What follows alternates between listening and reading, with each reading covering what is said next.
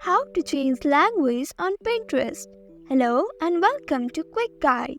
Here you will find quick and easy tutorial videos on diverse range of topics. In today's video, I will show you how to change language in Pinterest. For that, open your Pinterest app or the website. This is your home page. Below you can see different icons here. Click on the profile icon at the right side of the screen below. You will be guided to this page.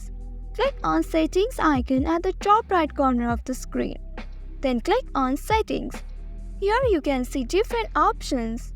Click on second option that says Account Management. Then click on first option, Personal Information. You will reach to this page. Here you can see the option Language. Click on it and you will be able to change the language you want. Click on the arrow and you will see tons of languages here. Select the language that you want. Then click on the language you want to change to. After that, your language will be changed. So this is how you change language in Pinterest. That's all for today's video. Thanks for watching till the end. If you found this video helpful, don't forget to like, share and subscribe the channel. Also hit that bell icon to get notifications on more self-helpful tutorials. See you in next video. Stay connected.